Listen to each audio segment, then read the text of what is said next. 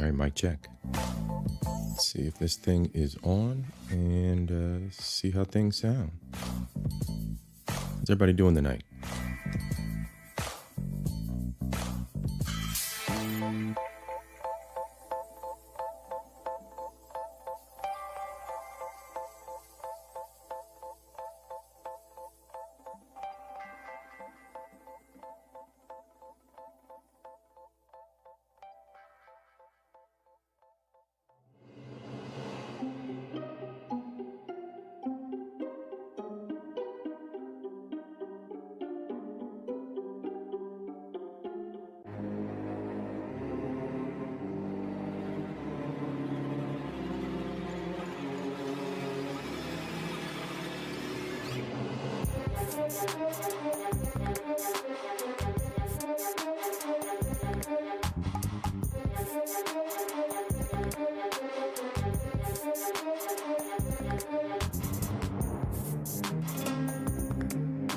Hey, what's good, Knots?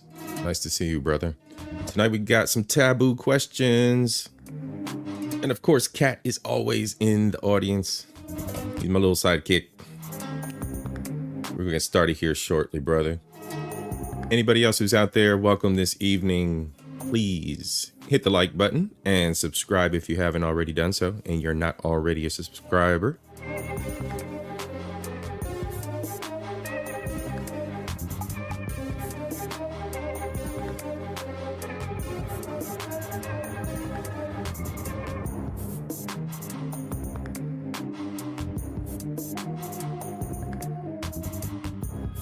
All right, everybody.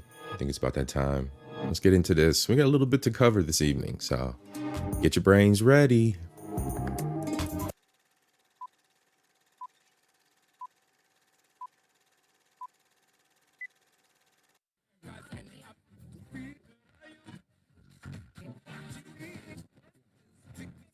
This is a certified hood classic.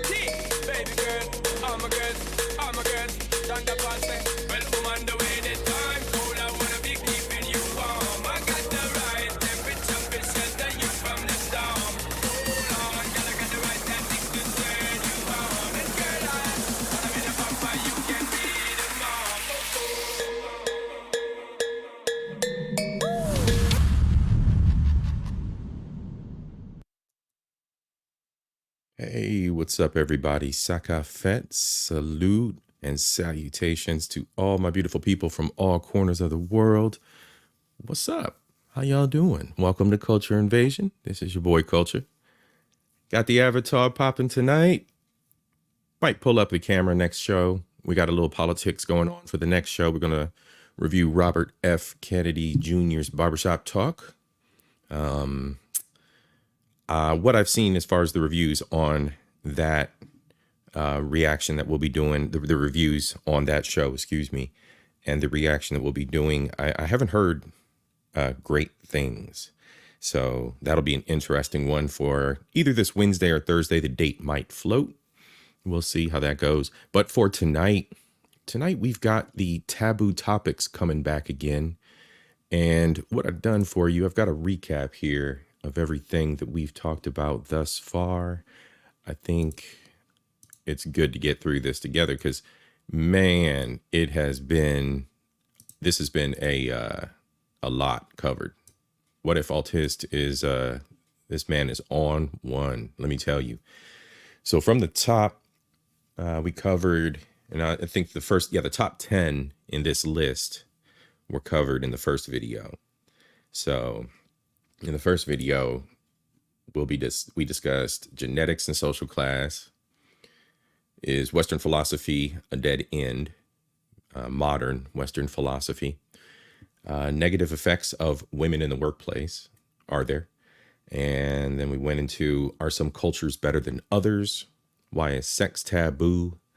Are we inferior to our ancestors? Does society need drugs to survive? Why is diversity good? Is war good? And then the final one for the first video we did together was how much of society is driven by envy between the sexes.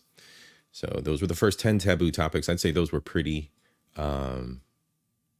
mainstream, mainline topics. Then for the second video, we got into, is science a worthwhile basis for society? Are markets always good? How much of an effect does genetics has genetics had on society, on history? Excuse me. Is there something real behind the spirit world? Do we have any idea of what we're doing? And that's in reference to being as a civilization. Do stakeholders have to be in charge of the government? Which I think is an absolutely relevant question in today's world as well.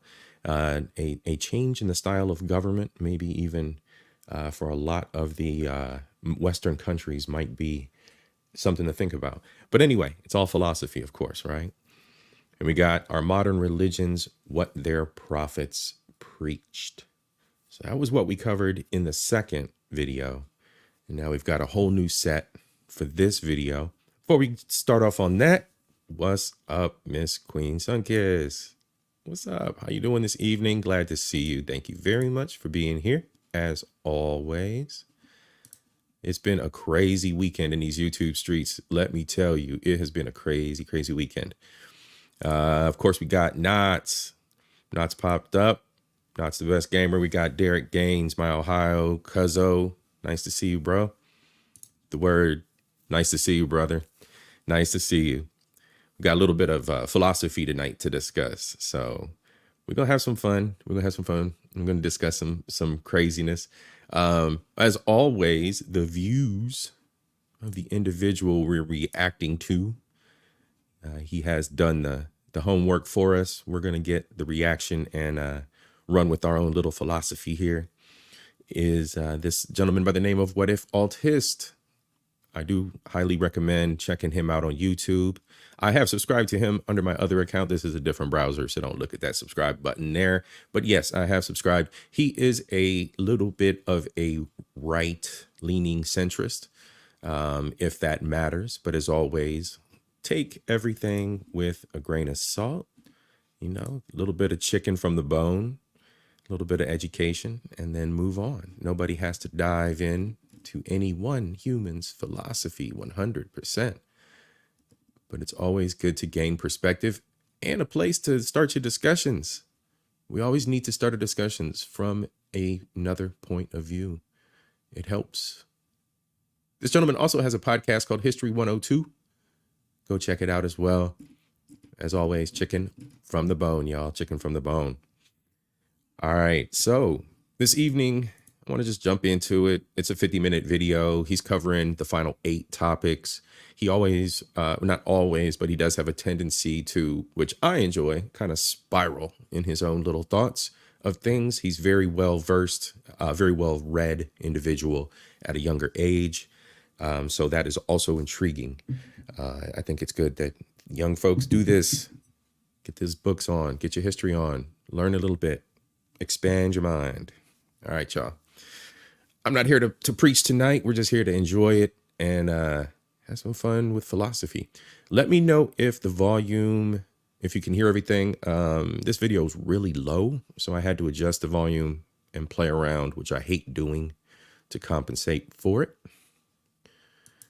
This is part 3 of the over 2-hour series on taboo questions that can't be discussed in society. I'd like to thank the people who have made it this far, and I will promise that you'll find even more interesting and heretical topics discussed here. The same rules apply here as in the previous videos. I'm going to be talking about things that will probably offend each side of the political, philosophic, and religious spectrums. The truth is a double-edged sword that cuts everyone. However, even if you disagree with me, please take what I'm saying in good faith and that I'm trying to look for the truth, even if I do turn out to be wrong. Likewise, if you're going to try to dishonestly twist my arguments into something I wasn't saying, take me out of context and the like, or dishonorably tear me down, you're just really proving why your arguments aren't strong enough to face me directly, and you're only showing your own morally degraded state. With that out of the way, let's get started.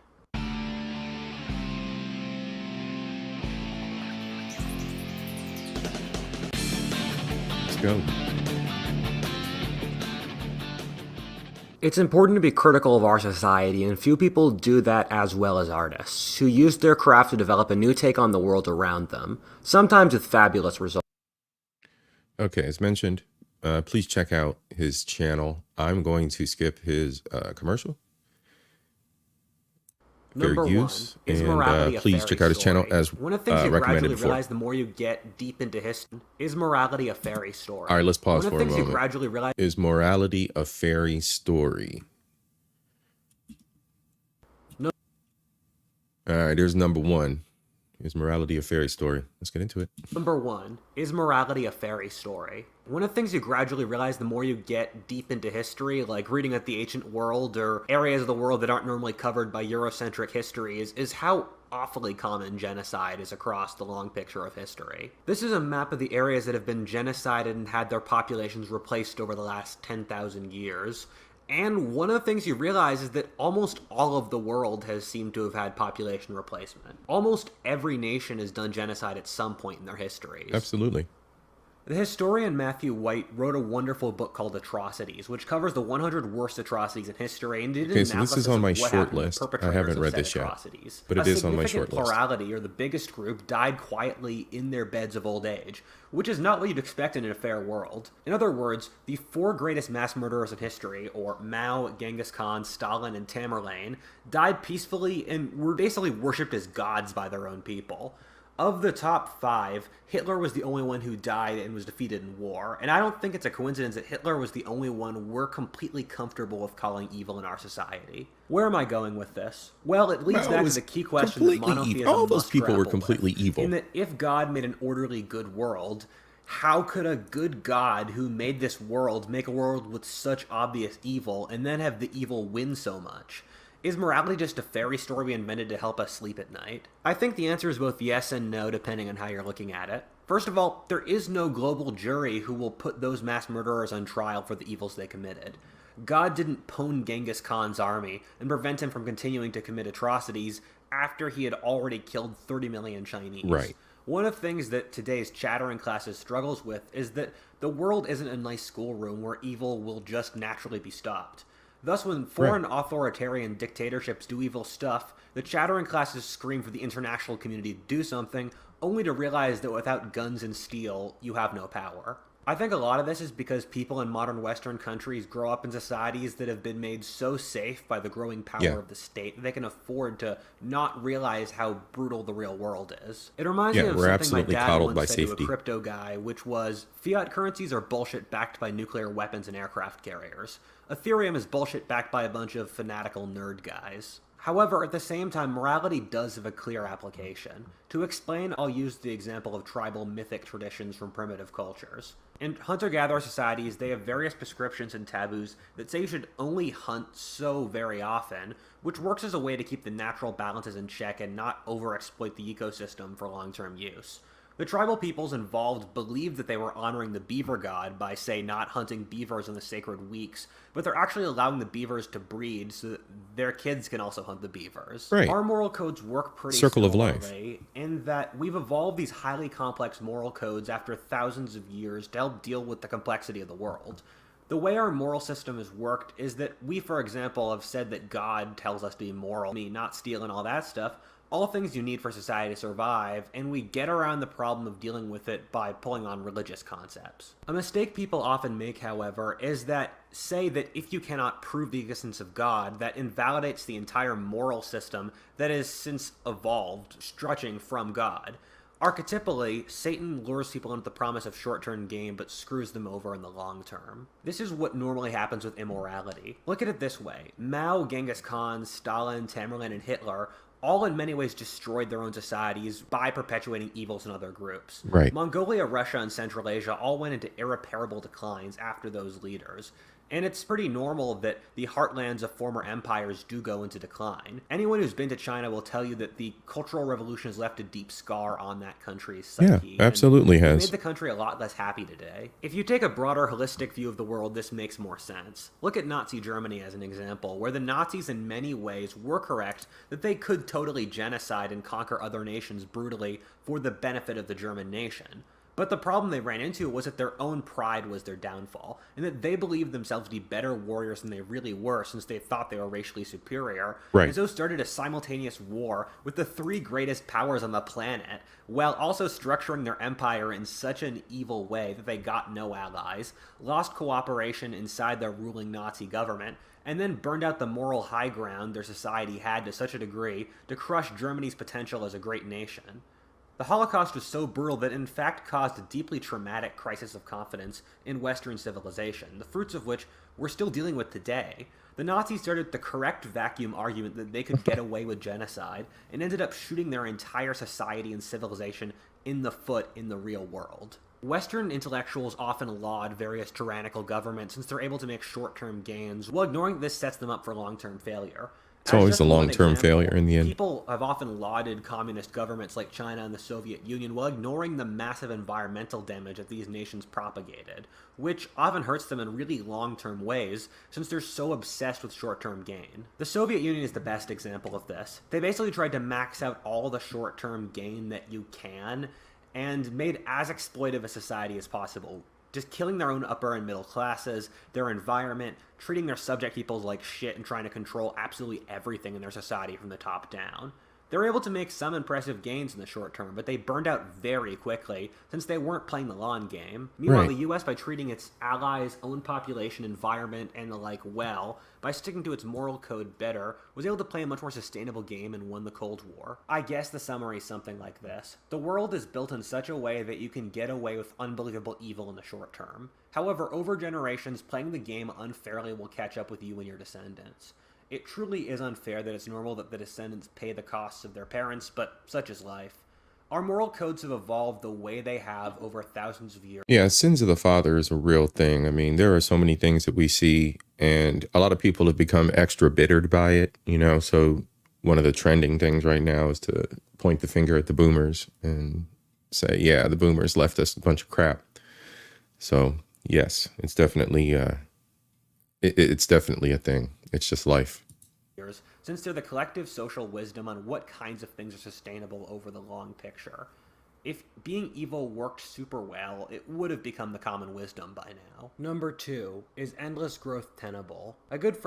All right, so that was number 1, and now number 2 is endless growth tenable, or sustainable. Excuse me. Let's see. It is real. It can be no other way. We stand on the shoulders of those who came before us. Yeah, absolutely. Absolutely. And if they're great shoulders, or if they're not, the onus is on us to pick ourselves up and to push forth. And hopefully, you guys know how I preach over here. Hopefully evolve. We have to evolve. We have to be better, or strive to be better, right? It's a pursuit of happiness. It's not a guarantee of happiness here in America, but we have to continuously pursue. All right. Is endless growth sustainable? Number 2, is endless growth tenable? A good friend of mine is tenable, sustainable. And as a conservative, it's interesting to see all the thought that goes into that whole world that I'd otherwise not think about. The thing that the people in the climate change world are grappling with is that we really don't have the traditions or intellectual understandings to comprehend how much power humans have now. The Roman Empire didn't have the ability to destroy the entirety of urban civilization in an afternoon, or turn the Nile River into an unlivable, festering poison pool like we do today, and our society is taking time to catch up with that understanding. The core argument they make is that it's not normal to see anything like the massive, big curve in growth we've had since industrialization. This is insanely fast growth in everything. Yeah, and he's looking at it from an industrialization perspective, and how it's skyrocketed. And as you can see, the graph shoots out to the 2010s. The other part of this that we're going to be seeing too is one of the things that I'm a big fan of is from the technical side of life, AI. there's going to be an additional trajectory that society is going to experience, another acceleration. And it's very much in the same vein as the steam engine, as the, as the car, instead of using horse and buggy. It's very much going to be the same kind of shift. We had the internet age. Now we're going into the AI age. We're going to shift. Population, wealth, carbon output, usage of fertilizer, and you can find like 20 other similar statistics. The thing is that all change in a massive scale that happens very quickly is life-threatening. I'm not playing. Just keep in mind how many minute statistics and stuff like oxygen quality, amount of sunlight, and the like have to play out right for us to be alive today. Our continued survival is contingent upon millions of variables going right all the time, and very rapid change entails changing things in a way people don't understand, and if the variable goes wrong, we're screwed forever. In natural orders, you tend to see rapid growths like this play out in one of two different ways, either stabilization or death. The natural world doesn't play with permanent growth all the time. Yeah, and that's from a scientific standpoint alone, right? And like he said, there are millions of finite details and finite variables in our existence. So, even in our worst of days, thinking that things are going to collapse, there are finite details and finite mechanisms in place that are working to help us for that not to happen. There are things in place for us to be a little more successful. But inevitably, if we keep just following it and fall off the cliff like lemmings, then yeah, it's guaranteed that our trajectory is going down. You look at as a nation, of humans, or as a civilization, life, Western civilization. You normally see long eras of stagnation with rapid eras of growth when things get really right. We will almost certainly see a leveling off in the next couple centuries, and if not, we'll all die. The thing is that we live in an era of growth due to industrialization equal to that of the development of agriculture, and we're not really sure how it will end. We're like the Neolithic farmers of 7000 BC, looking at the population density rise far beyond anything we could understand happening in hunter-gatherer society, while also seeing the first stuff like big wars, mega temples, or cattle herding develop, and not being sure how to deal with any of them. There's not a lot you can honestly say here without being really humble. How dare you? Like, lots of people in the climate space talk about how we need to stop being so growth-focused all the time, like the Greta Thunberg saying we need to stop being so greedy at economic growth all the time. I don't agree with this at all. We're already far enough along in the ride that we need to keep going, and stopping will kill us. I have a friend who wanted to move us back to the pre-industrial agrarian economy, to which my reply was, the pre-industrial world had 1/8 our current population, so we would all starve, and there's a reason everyone switches to industrialization, including the peasants involved, if given a choice, since it's objectively better. At the same time, the solutions we've come up with have come with further technological progress. We've had a couple scares that the modern industrial world was about to end, each of which was solved by future innovation.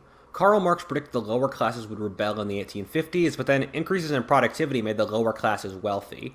People believed that the world would overpopulate, and then massive advances in agricultural productivity, female education, and the pill means we now worry about population collapse. I know it's really scary. Yeah, we were at a point forever. I mean, 5 years ago, people were talking about, we're overpopulated. Now, all of a sudden, we're hearing, Italy, I think, was the most recent to release statistics. Like, they had a month of no childbirths or something.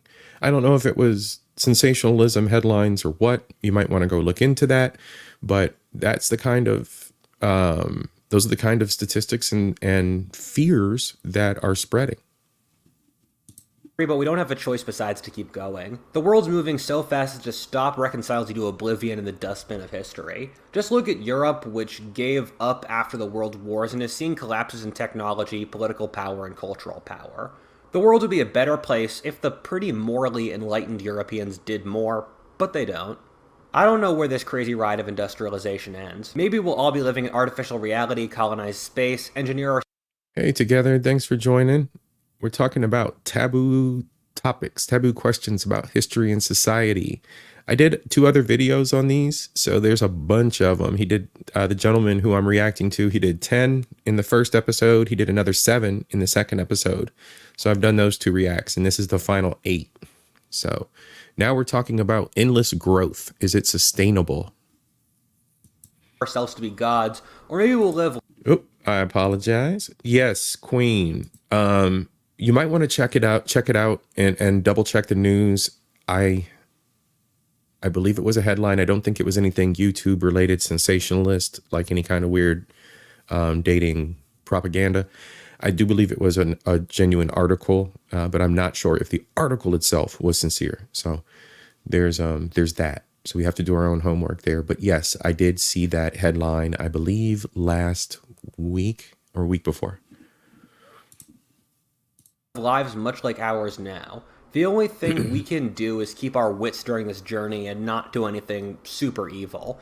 We've done great so far, and the precedent is pretty good so far, so I'm pretty optimistic. Humans haven't faced a single thing we couldn't solve. Number 3, is Satan more real than... All right. So that was the endless growth sustainable. So it's something that we've never faced before, and we should just keep pushing and working together to see how this human journey evolves. Now we're getting into number 3, taboo. Is Satan more real than France? I don't know where the hell that came from, the France part. Is that a real question? But anyway, let's go. Than France. France is a social construct. That's a given and a point we can start with. France exists because people acknowledge France is real. If all French people somehow decided they were Belgians, France would no longer exist and become Belgium. However, even though France is a social construct that we decided exists, we can all acknowledge how real it is. To take the legendary Israeli historian Yuval Noah Harari's point, tigers aren't a social construct. If we all agreed we didn't want tigers to eat us, they still would eat us. However, France, a social construct, could probably kill all the tigers in the world if it wanted to, if for some other reason the other world's governments wouldn't stop France from doing it. Thus, in a weird way, the fake social constructs we've made have become realer and more powerful than the non-social constructs that are real things. There are tiers of realness in the world. An asteroid is realer than France, since if that asteroid smashed into the planet ending modern civilization, France would be gone. And of course, Sean King stands at that pinnacle of realness. However, if we can agree Sean to this King. chain of logic, we end up in the weird position where you can Shots make a compelling fired. argument for some things being real that you otherwise wouldn't be able to. Since humans are genetically hardwired by nature to behave in certain ways, you see certain patterns of human nature develop the same across all societies. The warlord creating a harem of beautiful women, the sage pontificating to his disciples, the mother working hard to feed her children, or the hustler grinding on his next big scheme, are things that you will see in every society, since they're built-in human adaptations to how the real world works. Of every Humans society cannot exist without warlords breeding, sages teaching, mothers loving, and hustlers hustling. They're all parts of the tapestry of human life. This is where things get weird. And I think a lot of people miss that point. There's, with the SBE game, and I'm just kind of bringing that up, but there's a lot that people miss in life, and that, the fact that there are elements to who we are as humans that will always be threads of humanity and that will never be able to absolve. And it's interesting to think about, a lot of us mean well, and, I know I do. So a lot of us mean well, and we hope to reach one, teach one, but it's not always going to happen that way. But that should be our focus, that should be our focus as we personally evolve and see and can reflect back on the evils, on the darker sides of humanity to help influence, right? Ancients totally knew this. The gods are representations of aspects of the order of the world and human nature. Right. Ares was a representation of the ferocity of war, and so when the Iliad said that Ares sided with the Trojans, it means that the Trojans fought more ferociously. When Hercules killed his children and was possessed by the spirit of Hera, it's literally describing a PTSD attack, which does feel and kind of does psychologically behave like a spirit is taking over you. In some ways, this ancient view is pretty accurate to how psychology works, in that we're divided between many different warring sub-personalities and different individuals. At the same time, things like lust and hate do not belong to us as individuals, but instead are primordial personalities that we genetically inherit that take over us sometimes, which is how the ancients viewed psychology. Which brings me to the crazy point that you can make a very compelling argument that Satan is realer than France. You see satanic behavior across history. Whenever you see cruelty for cruelty's sake, uncaring greed, humans losing their poise and degrading back into animalistic barbarism, you see the psychological subpersonality of Satan manifest in human character. There is something that you see too commonly across history that you can't write it off. Wherever there's a war, there are those who rape for fun. Whenever there's big hierarchical social differences, there will be masters who beat their inferiors out of pleasure. The great will always be envied by the lesser. These are things that are hardwired into our characters that we must fight. Evil will always exist. You know evil is a real active force, since wherever you have an opening for it, evil immediately arrives. If you create the right conditions for evil... Absolutely. So we got some new folks in the crowd. What's up to Josh? What's up to Killer Swag? Cuzzo from Cleveland. And of course, Twin. What's up, man? How you doing tonight? Glad to see you. We on the final taboo topics, everybody. Final taboo topics. We just dropped out of, let's see here. Oh, yeah, we're looking at religion. Man, now we're looking at Sean King. Whether places where power can be abused, where you can hide your evils and the like, you will immediately see the most unscrupulous and cruel people arrive to exploit said positions. This is why communism doesn't work, since in its immense naivete, it creates absolutely no protections against evil, and the power structures it creates are so powerful and play to people's egos in such a way that you automatically get the worst tyrants in history who rise to the top of them. At the same time, the devil gets you by selling you a short-term gain. Who is that? Wasn't that the Philippines guy? Correct me if I'm wrong. Am I mistaken? Isn't that the dude from the Philippines? Tyrants in history who rise to the top of them. At the same time, the devil gets you by selling you on short-term gains while screwing you over in the long term. This is something that we'd like to believe we are beyond, but really, we show absolutely no evidence of it. I mean, we're in the era of the highest money printing, carbon output, hookup culture, and if you can think of a single short-term strategy, you would see it maxed out today. Joseph Campbell, the biggest student of mythology of the last century, spoke of the masks of the gods, or how different societies used images that made sense to their specific culture as a way of showing deep truths about human nature. As I understand it, Satan would only walk up to you with a pitchfork and horns if you were raised in a Judeo-Christian society that raised you to believe in that. But evil has different names in every society because evil exists in every society. If we can call it Beelzebub, the Lord of Lies, and the like, other cultures will call it Ahriman, Tiamat, Loki, Chaos, and the list is infinite. Absolutely. I must say that different cultures do have different conceptions of good and evil, with the Abrahamic having an especially binary view, structuring its entire view of the world on good and evil. Well, say India and China do have ideas of good and evil, but it's not the central story of their entire view of the world. I say Satan, or the psychological inherent manifestation of evil, is realer than France, since long after France is gone, we will still be fighting against trying to make short-term gains or evil, corruption, and the like. These are things that are so real that we cannot possibly remove them. Evil haunts nearly every one of our actions and will do so till the end of our days. One of the things that annoys me is when people treat the weak as if they are good for lacking the ability to do evil. Like, people will say Canada is more moral than America, even though Canada has never had to act on the world stage in the way America has. Ooh.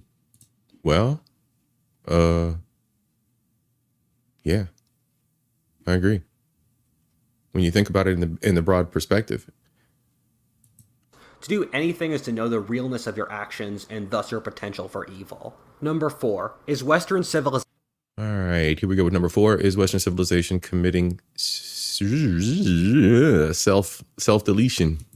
Committing suicide. If the modern Western world were to be committing suicide, except for maybe nuking itself, what would it be doing differently than what it's currently doing? Reality is shown through deed, not word, and in action. There is clearly a sizable demographic in Western countries that is willing to behave in a manner that makes no sense through its motivations except for conscious suicide. The easiest and most flagrant answer, an answer so flagrant as to make its repetition seem foolish, is that these people literally say they want to kill the West. Social justice warriors literally say they want to deconstruct whiteness, dismantle the entire structure of Western civilization, say they despise everything that forms the West's identity, whether Christianity, capitalism, white people, science, and the like. Once you start with these people literally saying what their goals are, it almost seems silly to keep on making arguments, and I can just stop here. If we push even further, these people want to dismantle every social structure that makes sure society functions in the first place. Take the family, marriage, teacher-student relations, employer-employee relations, the balance between the sexes, loyalty to tribe, and even believing in having good and evil and a moral structure. And once you remove stuff like that, you just get total chaos. There's a reason that every single one of the societies in history believes in those things. It's because if you remove them, we all die. If we look at their actions, we see it's driven by a hatred of themselves that doesn't have much else. Look at immigration or diversity, in which there's no discussion of the pros and cons of these topics, like whether the culture or skill level of the immigrants matches the society involved. Just oof. All right, yo. No, that was, yeah. That was a good one. Does the skill level of the immigrant does the skill level of the immigrant even qualify for the country that they're involving in? What kind of qualifications are we putting on individuals? What happened to people doing it right? And I will die on that cross. My people did it right. My father went through Puerto Rico, fought in Vietnam, got his papers on the battlefield.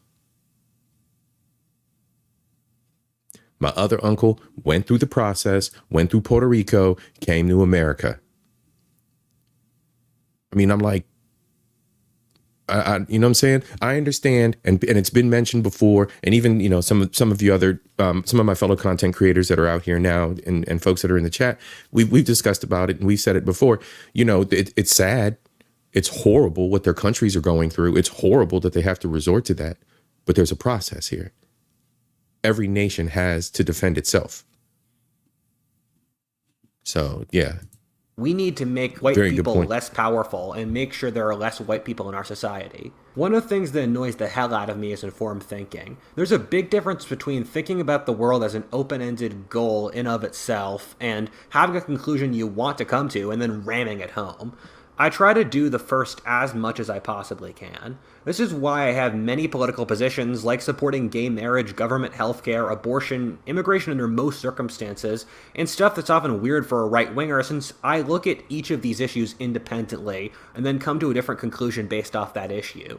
You can disagree with me, and that's totally fine since I'm wrong like anyone else, but at least I tried in good faith. Meanwhile, you can tell these people have informed emotion and ends-laden. And see, that's the thing. I'd rather talk to someone who's honorably wrong and who's done the work and then realizes and grows and learns that they're wrong because they've done the work. This gentleman's very well read. I can't even compete. I can't sit here and say, oh, yeah, you're wrong, bro.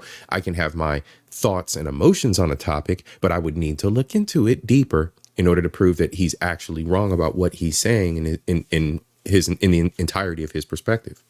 So that's something to always remember out there as we have debates across the social media sphere, folks.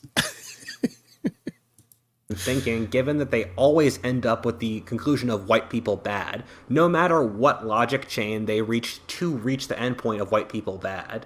Having a logic chain for an argument doesn't suggest that that logic chain is correct, but these people go through various loopholes to produce the argument that white people are bad, and openly even throw the idea of logical arguments out the window and say they are. All right, social justice ideology literally says that if you disagree with them, you are racist, and says that you cannot use logic for arguments since that is the white man system. White people shit. Yeah, we know about that. We talk about that over here in the main text, like how to be an anti-racist or white fragility. White people must simply accept their racism by faith. Are doing this to produce the end argument of white people bad. I mean, the examples are too numerous to go through. If a Western country does something, it has massive scrutiny, but if a non-Western country does something, it faces far, far less scrutiny. As a society, we cherry-pick examples of Western countries at their worst across history, and then cherry-pick examples of non-Western countries at their best. We treat lessening the whiteness of a group as a moral good in of itself for no. So there's a good talking point and discussion point, folks. Do we do that? Do we do that? I think there's a lot of emotion behind it. And I think a lot of it's relative to the sources that are discussing the topics. But we do that. I think we do. He said Islam be like having the largest slave trade in history, still practice. Also having science, but then crushing it. No judgment. The West be like practicing slavery for 350 years before abolishing it. Also not crushing science and being the main driver into the world of progress. We will turn the entire society into a vehicle to chastise our sins.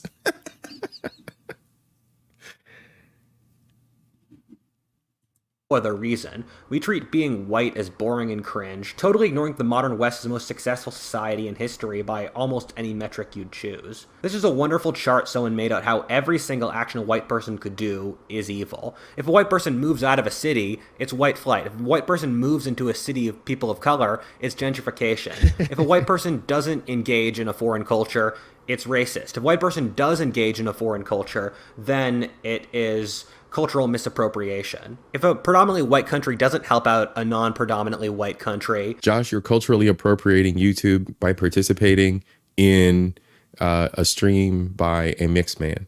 You're culturally appropriating mixed heritage, Josh. Then that's racism, but if it does, then it's white saviorism or colonialism.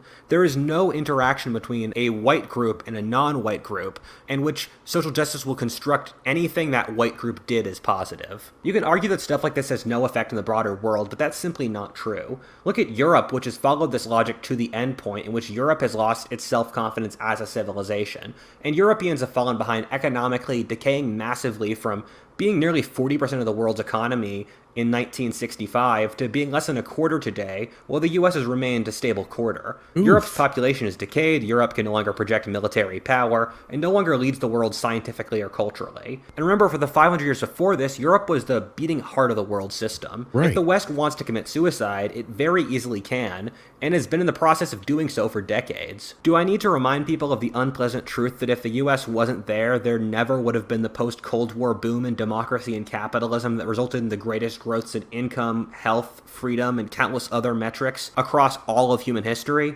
If the US left the world today, it would fall to a combination of horrible players like China, Russia, radical Islam, or third world dictators. The West still has gifts to give the rest of the world, and so the West has to stay confident. There's a bunch of reasons for why the West would be trying to commit suicide, which probably warrants a video in of itself. However, I think the real answer is a case of PTSD from the world wars.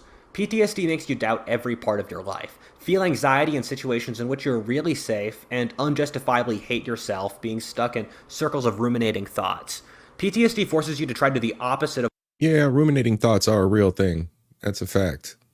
Whatever your trauma was, while at the same time forcing you to relive that trauma every second of your life to work through it. The logic of what the West is doing now only makes sense through the logic of a group trauma reaction with PTSD of how awful the world wars were, with a special emphasis on the trenches of World War I and the Holocaust as traumatic memories. To understand how the modern bourgeois left acts, you can just shove into the computer, do the opposite of what the nations that fought the world wars did, and you'd get the exact results of how the modern left acts. Number 5. Can we not handle... That was a lot all at once, but oof. Can we not handle Darwinism? Okay, here we go. Darwinism. I was wondering if he was going to go down this path. Darwinism. Nietzsche in the mid-19th century wrote the death of God had already occurred, but that man had not yet realized it. In Nietzsche's allegory, a man runs through a town saying God is dead and that they killed him, and everyone calls him a madman. Yet he is the only one who realizes the truth, and in turn, over the next 2 generations, they will see their whole world collapse with the death of God that seemed so quiet and obscure when it happened. In our world, we've already... Yeah, the God is dead question and the allegory is going to be discussed later on this year when I get into my religion topics. Seen the death of God and the resulting rise of ideologies that killed tens of millions, such as communism and fascism. However, I think the event that's as big as the death of God, and is probably a big part of what Nietzsche was talking about here, was the rise of Darwinism, which I believe is the big philosophic question of our era, and the elephant in the room that all modern ideologies try to ignore. Darwinism is so compelling and yet so true. Once you see it, you cannot unsee it, and it influences every aspect of how you view the world. You see Darwinistic survival of the fittest and how nations fight each other, or when guys and girls go on dates, and when you look at the fossil record at dinosaurs and mammoths. Darwinism is one of those beautiful theories ever made in its raw simplicity and yet from that simplicity how much of existence it can explain. I mean, one of my favorite books of all time is an examination of human history through the lens of Darwinism, and it explains damn near everything. The thing is that everyone reasonable today acknowledges the truth of Darwinism, but the main pillars of our society today are founded upon ideological views that basically do everything they can to ignore Darwinism. Darwinism is almost like money, envy, or sex, in that it's so real that people will acknowledge its existence in abstract, and then do everything they can to ignore what its actual effects in the world are. All right, I'm gonna pause for a second. The chat is going bonkers. What are y'all out here doing? Miss Queen, let's see. I'm gonna make us listen to long lectures. We gotta talk shit. I'm gonna keep the chat popping so YouTube will share about. I appreciate it, Queen. We gotta beat the algorithm. I appreciate it, y'all. Queen is an angel, and then Twin steps in. Josh capping. Y'all are crazy. I love it. Thank you, sis. I appreciate you sincerely. Look at the two dominant ideologies to have survived the humanist wars of religion in the 20th century. Liberalism, which puts the individual at the center of the world, and leftism, which is about fighting oppressive hierarchies. And the two have kinda congealed to form the current dominant ideology of the Western chattering classes. Both of these, in effect, openly can't deal with the logical endpoints that Darwinism posits. I mean, a lot of the points of ideological unity upon which our society is built, and which it is taboo to question, are things relating to Darwinism and its underlying logic. One example being the issues we've talked about before in the previous videos in these series about the modern West is its inability to deal with the reality of competition in the world.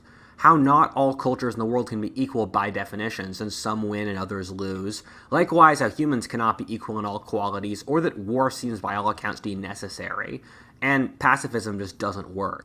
Modern Western society seems terrified of reaching the conclusion that's obvious from Darwinism, that competition is necessary. You can't talk to people in the chattering classes and say obvious things like that the police stop crimes, or that you need a strong military to defeat opponents, or that the successful in systems like capitalism or successful countries have something going for them. If you hold that Darwinism is correct, you cannot come to the precepts that modern society holds so dearly, that competition is unnecessary and that everyone is equal. For both leftism and liberalism, we start with conclusions that go directly. It's a meritocracy. It sucks, but it's a meritocracy. It's all based on merit.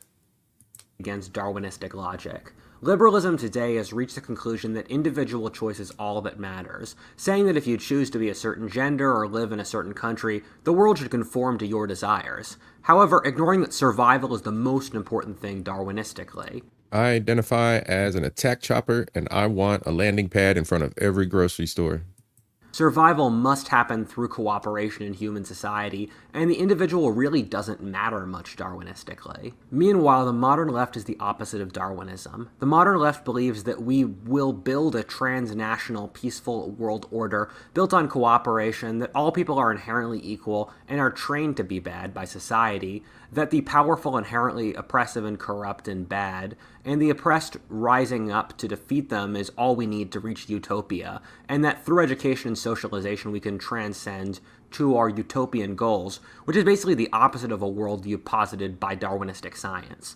Likewise, the idea of gender identity, people not naturally caring about ethnicity or ignoring biological and Darwinistic categories, is really strange for people who claim to be the science, even though their beliefs are built on things that are really the opposite of science. To be fair, a significant amount of this comes out of the Second World War, where our ideological lodestone since then has basically been the Nazis are evil, we will be the opposite of the Nazis. But you can't just have one dot in your moral framework. And so we've ignored elements. Hold on. Do y'all see the little dot at the top up here underneath what Europe should have done since World War II? Going to being pathetic and irrelevant. Let's maintain a healthy balance. Little pump music. Dying right now. Little pump music. Bronyism, Nazism, communism, the Handmaid's Tales kind of civilization, sex slaves, being pathetic and irrelevant. Wow.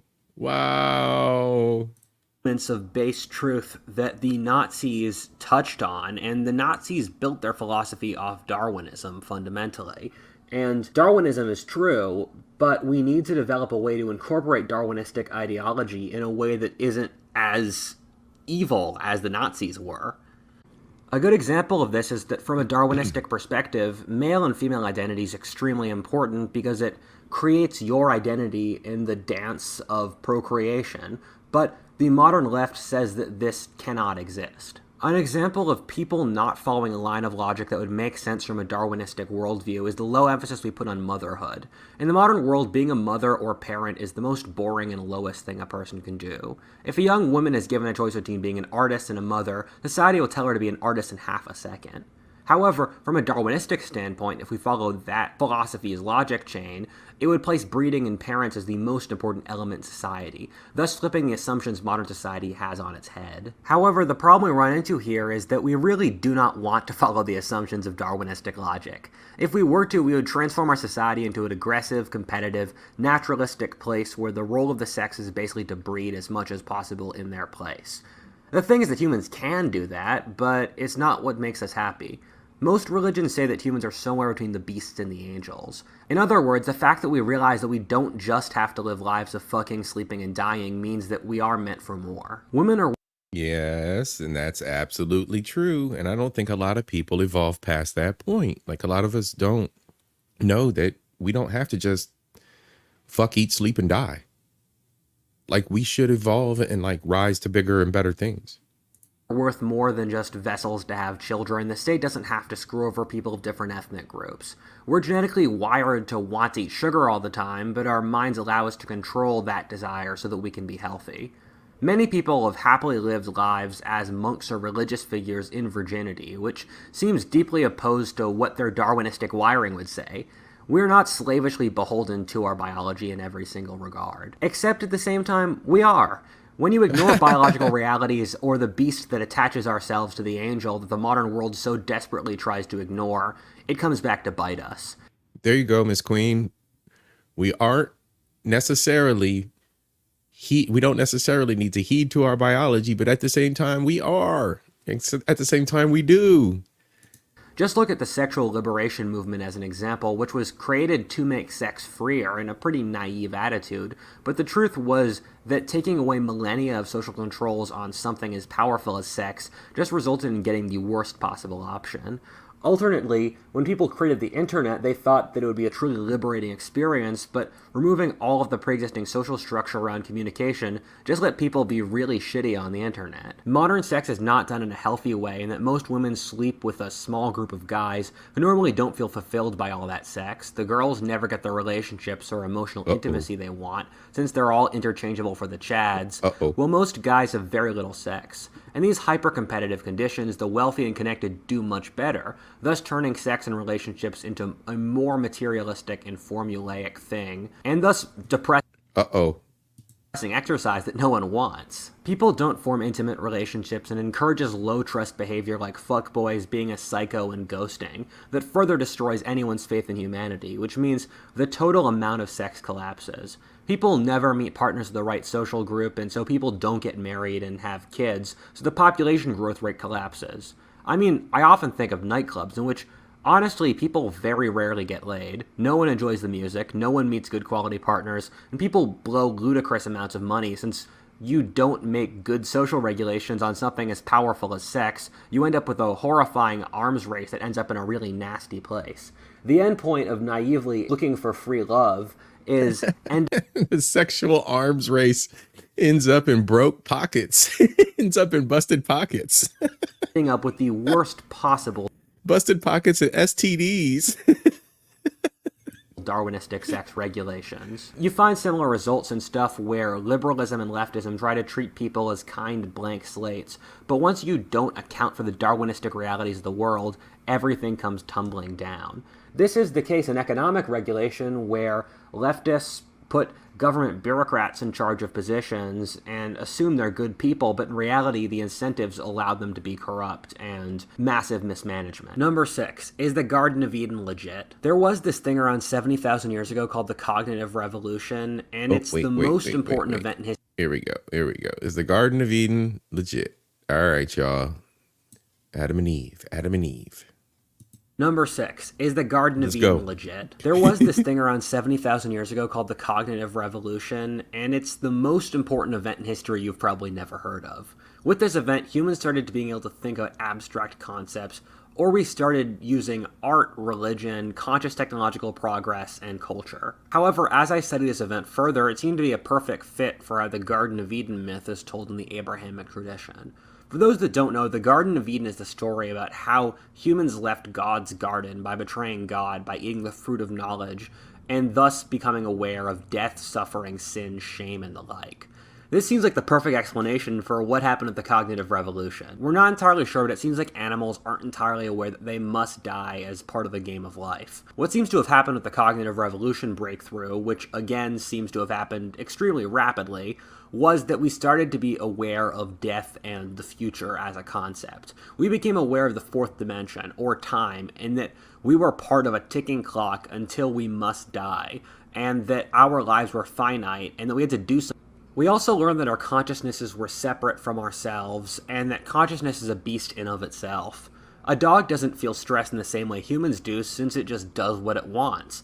For humans, we're done with Eden, which means we constantly stress about the future, which is the curse the Bible talks of man to spend his days working.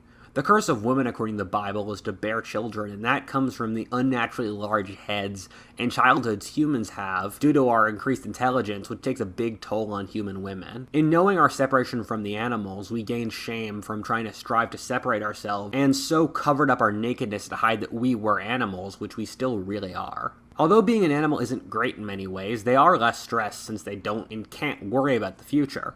I mean, my childhood really sucked, but I've heard for a lot of people it's similar to how childhood was for them, where you're shielded from your parents from how awful things really are. In ancient culture...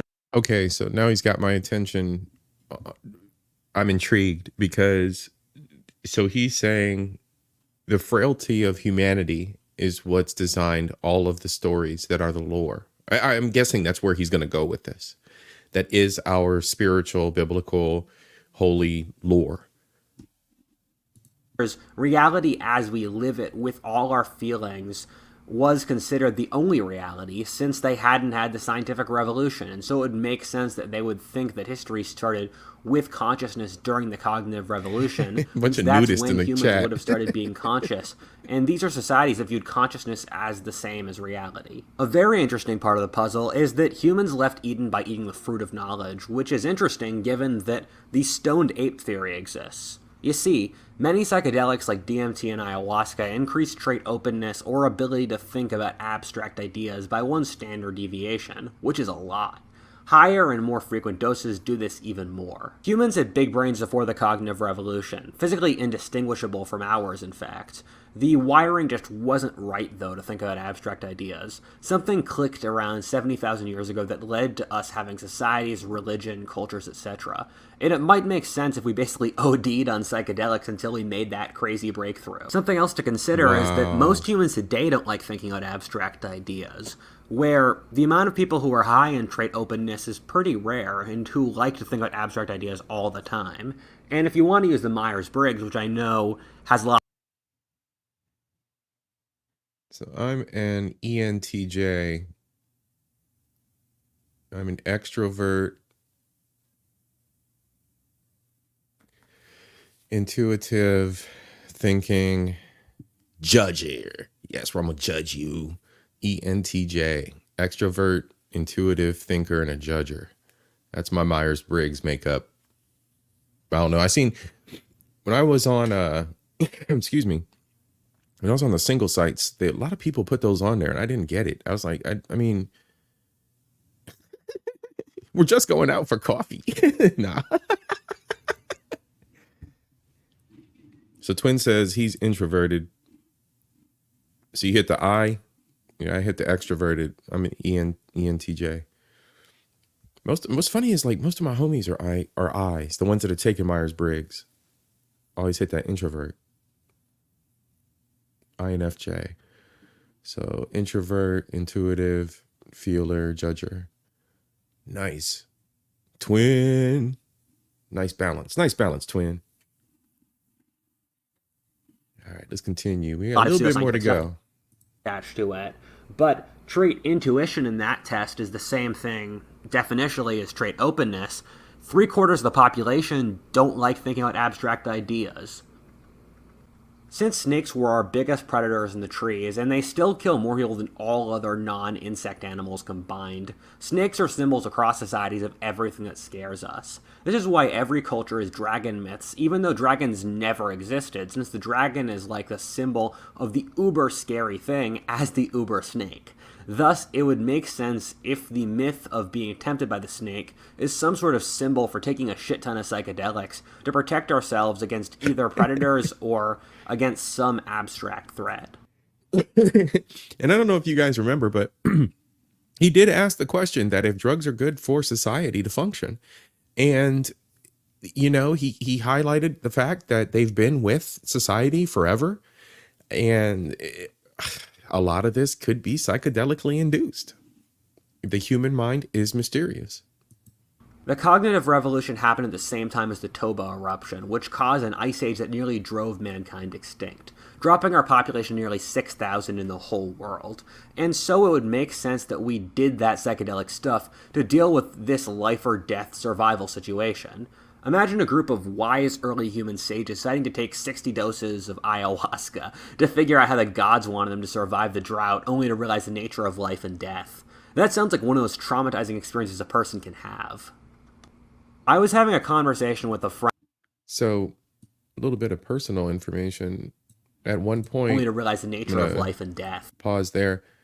So this is a tribal ceremony, obviously, somewhere. But when I was in college, I actually participated in an Indian sweat lodge. And that was quite a spiritual adventure. If you ever are able to venture on the tribal lands and experience that, I highly recommend it. Highly recommend it. That sounds like one of those traumatizing experiences a person can have. I was having a conversation with a friend while we were in a rice paddy in Thailand, watching a monitor lizard and a turtle swim through the water. My friend was advocating for us to use genetic engineering to improve our intelligence, and I brought up the cognitive revolution. The cognitive revolution, or leaving Eden and realizing we must die, is still deeply traumatic for us, and we don't have the answer on how to deal with it. My friend pointed at the turtle and said, "Do you want to be dumb like that thing, just chilling?" And I said, at least the turtle had the peace of mind, and I'm not sure if it's equipped to deal with the world it lives in. Isn't it better just to let sleeping dogs lie? I'm worried that with advances in genetic engineering, we might be on the verge of another cognitive revolution. The thing that worries me is that there are whole things that we're just incapable of comprehending because our minds aren't designed for it. I remember when I was 5, and I thought that I never slept because I wasn't conscious of sleeping, and if you're not conscious of something, it never happened. That's normal for kids in that age group, but it got me wondering if you had a society of 5-year-olds, they'd all believe that. Are we that society of 5-year-olds, and would opening up our minds with genetic engineering set us up for more pain about knowing about a whole different dimension we're not ready for? Tigers don't think about sex. Okay, so that's a good question. He skips his he skips him his questions to his next bit of evidence pretty damn quick. But yeah, if we were a group of if there was a group of 5-year-olds and they didn't know that something exists or that you sleep. So there's that cognitive disconnect. And I think there's something bigger there. I think that that's also what people go, you know, y'all out there in the chat, y'all will know exactly where I'm going with this.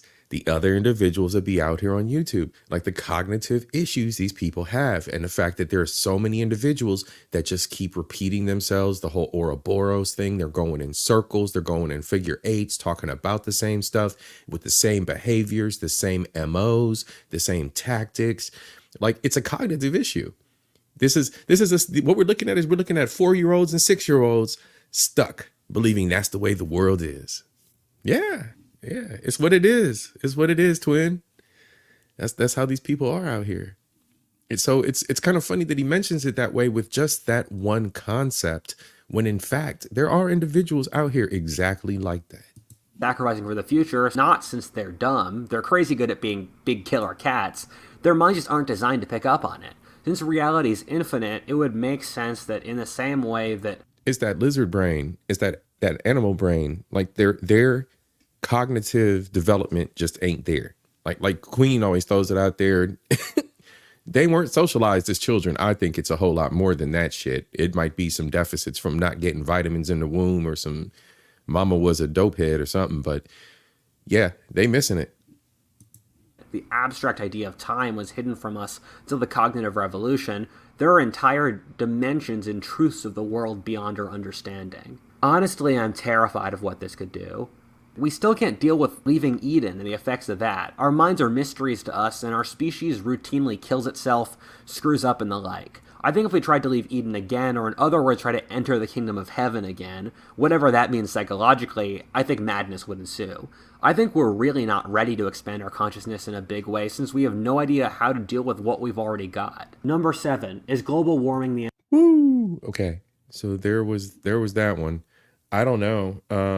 Is the Garden of Eden legit? He challenged it, and he went in the direction I thought he would. That it's a mental construct. It's a mental construct as humans developed. That's crazy. Woo, taboo. Let's go. Is global warming the end of the world? I think the world can repair itself. That's just my personal belief. But I'm somebody who's seen plants repair themselves and is actually in tune to nature. So, I see things in a different light. Are we in the middle of some crazy shit right now with the globe? Yes, definitely. Especially all that plastic. Let's go. End of the world. I want to be out and plain here and say I'm not a scientist, and this is a field where I'm Neither am I. Overwhelmingly humbled. I try to keep away from the climate and science, since as a person who studied history, I've learned that the difference in understanding between reading a fair amount in a topic and reading a tremendous amount in a topic is enormous. There's lots of things like how we view prehistory, the ancient Greeks, or the Middle Ages that turns out to be the exact opposite of how you would imagine them if you were on one side of the Dunning-Kruger or the other in studying history. I'm assuming the sciences are similar, and that if you study the sciences a lot, your understanding of it is much greater than a person who studies it just a little bit. However, the self-righteous and smugness that surrounds much of climate science pisses me off. In a lot of circles, the idea that the world is about to end due to climate change is taken as a self-evident truth, and questioning it is viewed as a statement of disloyalty rather than as a real question of curiosity. If you question it, people will say, the science says this, without actually explaining the science to you. From the couple books I've read on this topic, it seems like climate models are extremely confusing and haphazard. Yes, and they are not based on anything precise, because like we said before, with like the balance of the world, everything, there's like trillions of finite calculations that have to be accounted for. It isn't just like, oh, how much carbon does your car eject when you lay on the gas at the light? It ain't about that. There's a whole lot of other things at play here. There's also natural occurrences that naturally pollute the air. There's bogs. Bogs actually just puke. Bogs are like giant assholes on the earth. They just puke CO2 emissions. You've got the underbrush and breaking down of like deteriorating moss like deteriorating tree branches and moss and stuff, and all the underbrush. All that stuff is released in CO2 emissions. Then the forests go up in flames from lightning strikes and just from combustion. Come on. All of that is emissions. It didn't help that the industrial age brought on a huge spike, but there is far too much science to be calculated here. And, like I said, there's impact. There is impact. And we are, as humans, making a horrible footprint. But, we are not the end-all be-all cause of it all. Standard deviations or ranges of possibilities we're talking about are completely massive. This isn't, first of all, we don't know how much CO2 we're emitting as a global civilization, how fast warming would happen, or even how the climate works. You also have weird confounding effects that the climate was warming really fast even before industrialization, so it's hard to disentangle that. Almost all scientists agree that global warming is happening now and is human-driven, but we only really got a strong verdict on that 10 years ago, since temperature variation up to that point was already within a standard deviation of normal. You have different models. And if there's one thing that we know as a fact, just by watching our fellow humans, everything is cyclical. So if that's in the nature of who we are as humans, and we are here of this earth, it is guaranteed that the earth is going through cyclical phases. Some are just more extreme than others. I mean, it's nature. some of which are pretty gradualistic in that, say, New York City gets the weather of Washington, D.C., and we just move along with our lives. You see a lot of stuff like that inside the historical record already. Other models operate under tipping points, in which, say, some oceanic current goes wrong, or methane in Siberia starts pouring out, and said tipping points really speeds up the warming. We really don't know which of these models are correct. Something to keep in mind is that this is not the warmest era of human history, or even recorded history. The time around 1000 AD, and also during the Late Bronze Age, was warmer than now, and there are multiple times in the last million years when, say, there were hippos and crocodiles in northern England, and forests in the islands of the Canadian Arctic. There were also some positives in this warmer weather, like how the world was warmer around 4000 BC, and it changed rain patterns for the Sahara and the Middle East were wet. This doesn't mean there aren't some other variables making this time different, but it does mean humans can survive warmer weather. However, what the AOCs and Greta Thunbergs of the world do is they take the worst possible computer projections, which involve several tangential tipping points, and then make it even worse on top of it. So the top climate change activists, or those that get the most attention, catastrophize, which is why they get the attention. So there isn't a lot of backing the idea that, say, we only have 5 or 10 years to fix the climate. Both sides of the debate annoy me here, to be honest. You get people on the right who are just totally unwilling to do anything about the climate, even if green solutions do make sense for other reasons, and then you get the climate activists who... Yeah, and Twin, I do think there's reverse commercial industry and airports being built on top of wastelands. Yeah, you know what? There is, so like I said, there are things happening. There are things that are cyclical, but I definitely can see where the statistics and based on the science, it's showing that those water levels are definitely going to rise. To what extreme, I don't know. There was always the joke among some of those in the know here in Ohio that if you lived in the center of the state, you were pretty much set up for lakefront property as soon as the polar ice caps melt, because the Lake Erie would pretty much just take over half the state. So yeah, I don't know. It's I don't know how much we'll see in our lifetime, but I definitely think that it's coming. It's coming. To what extreme, again, I don't know. Treated as a self-righteous religion. It honestly doesn't matter if you recycle, for example. The recycling just goes to the trash anyway. Or what your personal lifestyle choices are. Almost all your carbon footprint comes from the macro-industrial trends, and even more so from Asian countries. Yeah, and when he says macro-industrial, what he's saying is like exactly what he's showing there, like Palmolive plastic containers and plastic water bottle containers and plastic blister packs that your batteries come in and things like that. Those are the macro level.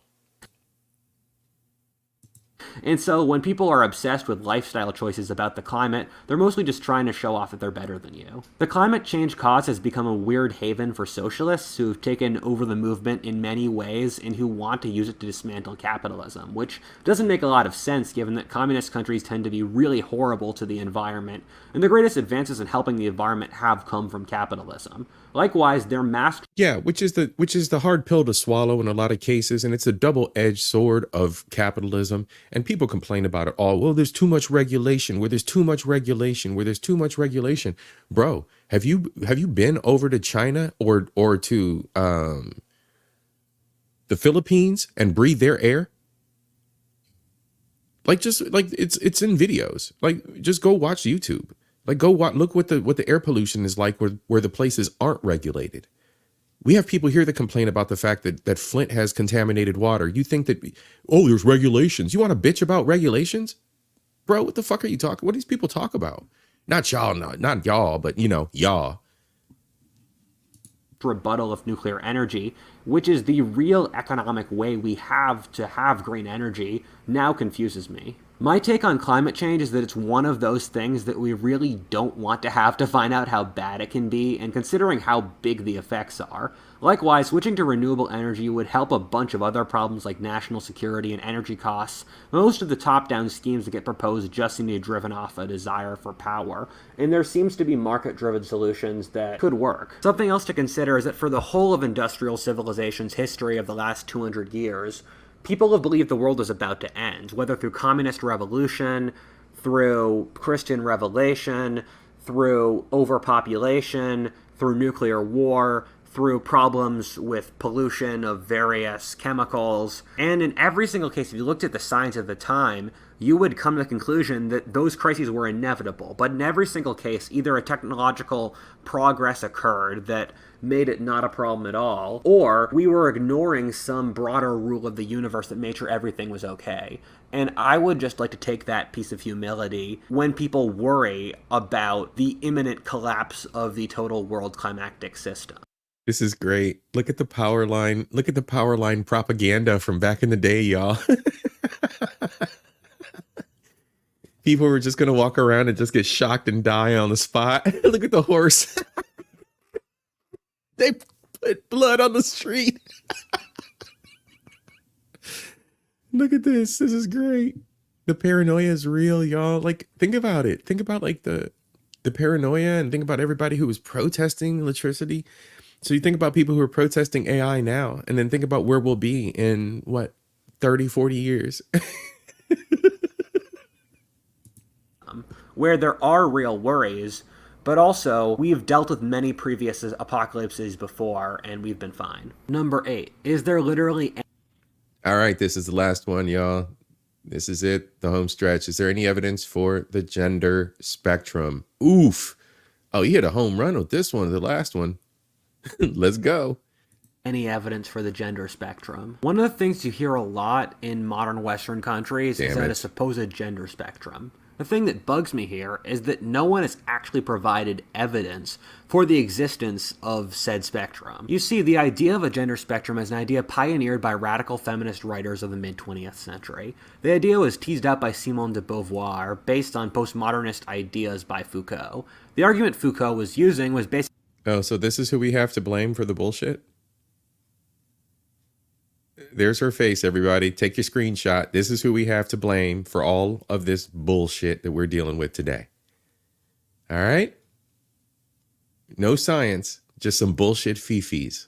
Basically everything is a social construct for power, and thus so must be gender, which is not an actual argument and nowhere touches the real biological differences between men and women. And also, everyone involved is an ex-communist. To restate this, the idea of a gender spectrum was developed by a radical wing of a radical break-off movement that came from one of the worst failing ideologies in all of history, communism.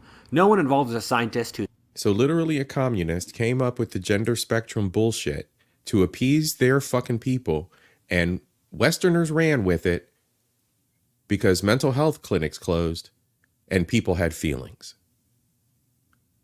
Okay. I was just making sure I got the sequence of events together here. Let's continue. Who studied or even really looked into gender.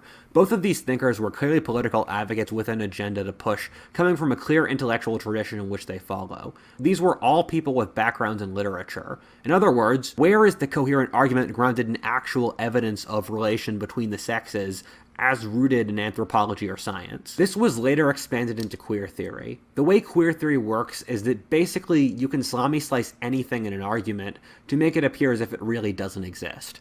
What queer analysis is a literary analysis to look at how the powerful construct culture to their benefit. Again, I like to establish this is a literary school with no connection to actual biology or experimental results or a study of human history. Basically, they try to break down the contradictions of a message to show how it's a lie. This is a school of analysis that only really makes sense in a Marxist worldview built off power, given that most people do not view all of human culture as a conspiracy by the powerful to oppress people. Queer analysis also has no space for opposing arguments, since it says that if you are opposing its logical structure, you are part of the oppressive ruling culture. Queer theory says that since it can criticize gender, gender does not exist. Right, which is unfortunately the common landing place that a lot of people behind these causes, these social justice causes that are radicals, that's a lot of where they land. They want to throw it in your face that you are objectively against it. Queer theory is the origin of saying there are 60 genders, something which has no parallel in history and no real scientific justification. However, the existence of these various gender identities is not to be questioned. The way scientific thinking... And see, that's the way that it works, right? Because it's a social justice. So you can't question the fact that this is all made up because, of course, our mental health clinics have all closed. Works is to rip an argument apart until you hit its empirical basis that cannot be taken away because it just sticks to the evidence. However, this is the opposite, in which someone makes a bad faith argument that there are 60 genders, and to question it is to question the one true faith, and you'll be canceled. Just to restate this, their argument structure is that everyone else's argument is part of a conspiracy theory by the rule. I'm done. It is a whole damn Wi-Fi password. I'm done, y'all.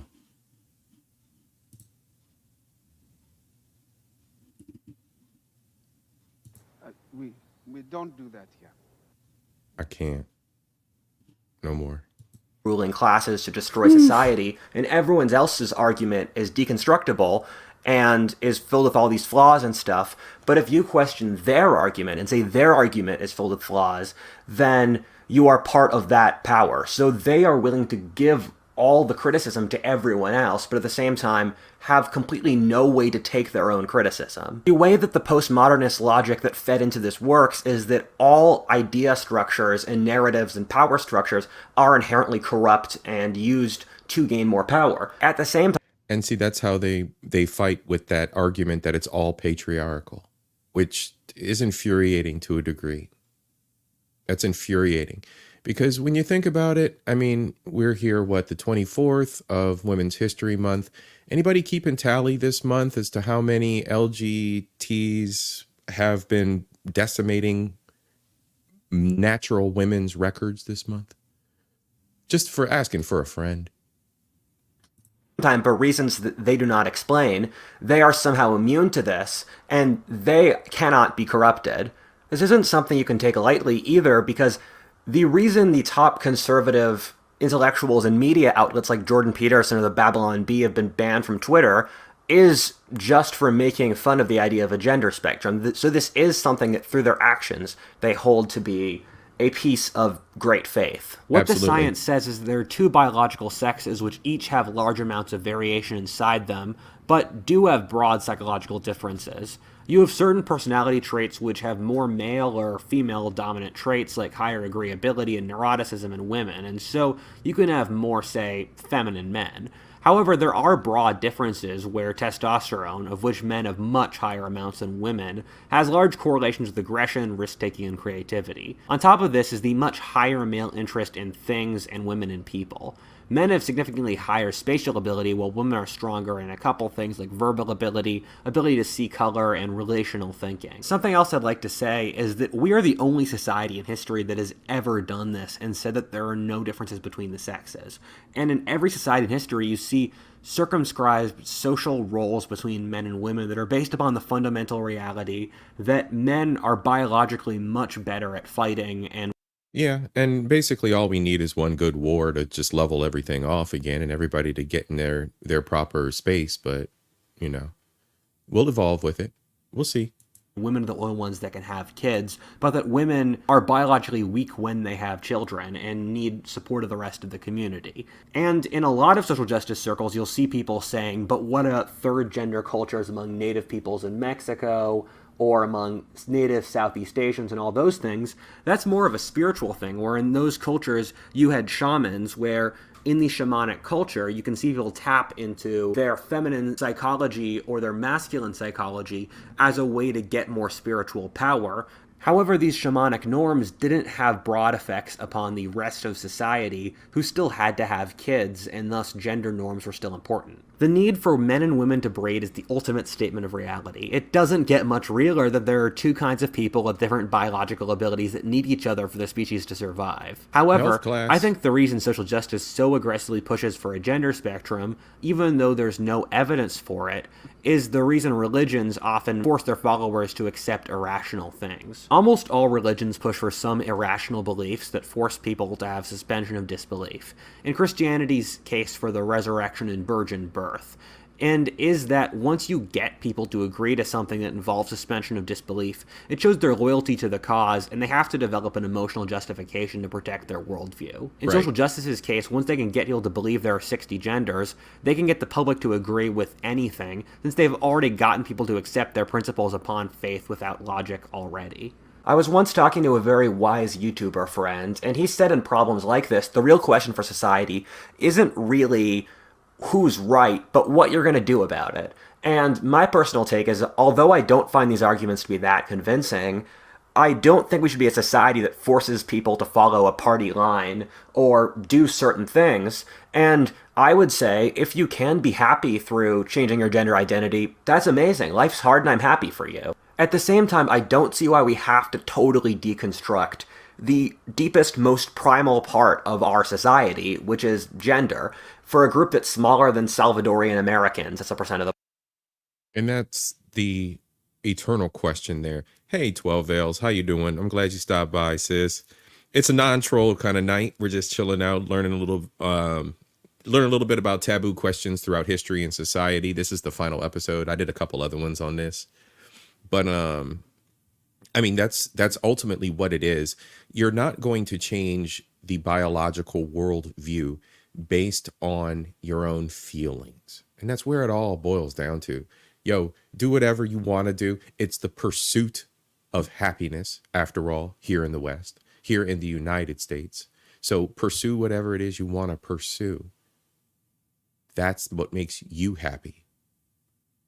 But you are not going to impose what it is you're pursuing on me. That's like saying I need to participate in what activities the local drug dealer's doing because he's pursuing his happy. You sound fucking stupid. Shut the fuck up. Celebrate yourself and leave everybody else alone. Stop being a radical. The population. I always try to revert to common sense whenever possible, and I guess the common sense idea for me is you have to let people do what they want to do, yet at the same time they have no right to tell the rest of society what to do. What a faultist, and thanks for watching. If you enjoyed that video, please like, comment, subscribe, or stay tuned. All right.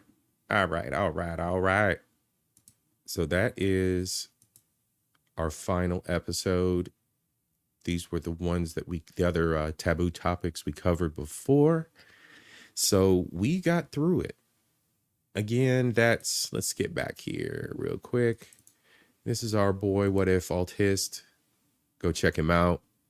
He has a lot of stuff other than just the taboo angle of things, of history and society. He does the Mouse Utopia story. He goes into that a month ago. That's a really, really good one.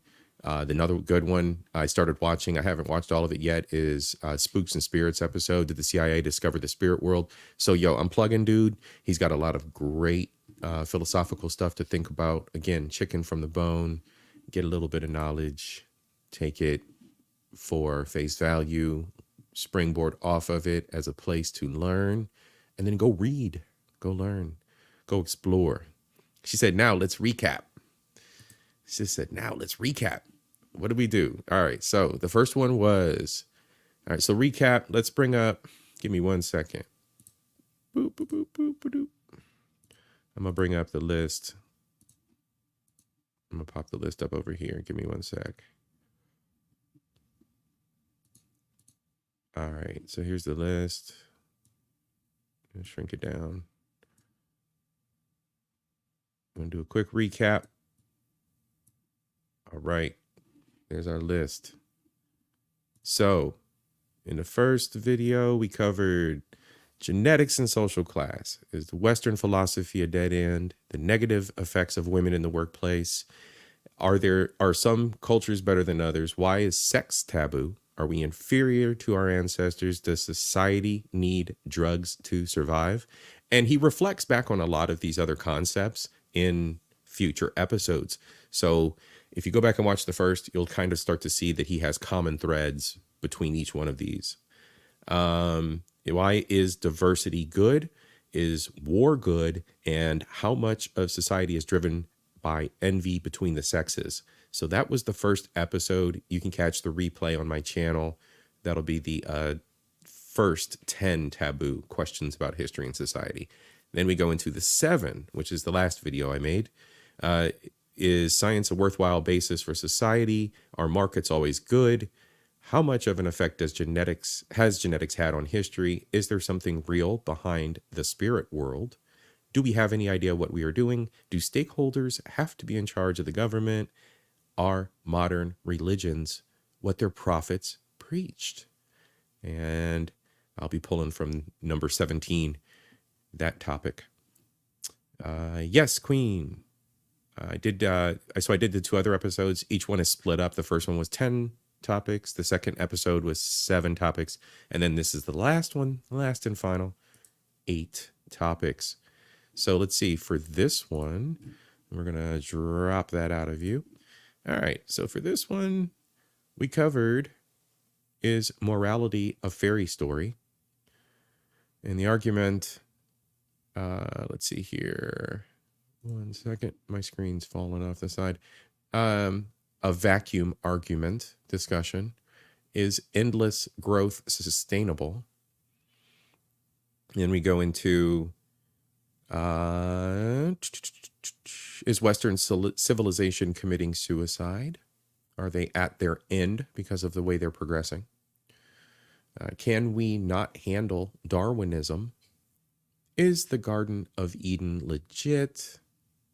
Is global warming the end of the world?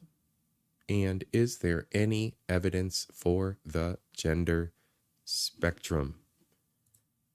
Those are the taboo topics, y'all. It's been awesome discussing these. And I think that I will definitely be riding on some of the subject matter that he's brought to light in my future episodes, especially on surrounding the religious stuff, because I will be doing a religious special. So I'll be reflecting back on some of the things that he brought up, as well as some of the authors that he mentions that he has read. Again, you guys, he's a well-read individual. I'm not as well-read as he is, as I'm sure many of us are not. So again, chicken from the bone. I've said it 2-3 times. Chicken from the bone. Do not take everything this gentleman says for face value. Do not get in your fifis about the fact that he may be a little conservative leaning, because any intelligent person would have a little bit of all the political spectrums within their view, because our policies and, or excuse me, our things that we are invested in and the things that are our interests require nuance. All right. With that, y'all, everybody, peace out. Thank you so much for being here tonight. We had Josh, 12, Twin, Miss Queen Sunkiss, in and out, jumping in and out of the chat. Was not the best gamer. Thank you, brother, for coming through and supporting as always. I will see you soon on your channel. Killer Swag, Cuzzo from Cleveland. Let's do it. I think there were a few others out there. If I did miss you, does not mean that I do not show you one love. Everybody big up yourselves. Peace.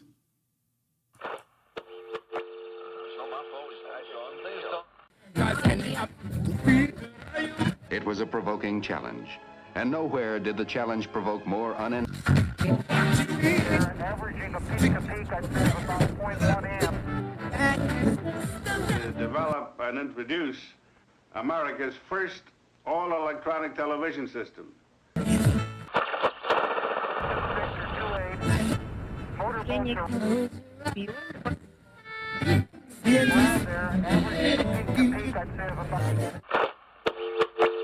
But Mr. Bishop, this sort of thing is going on all the time. And if something isn't done about it now, someone's going to...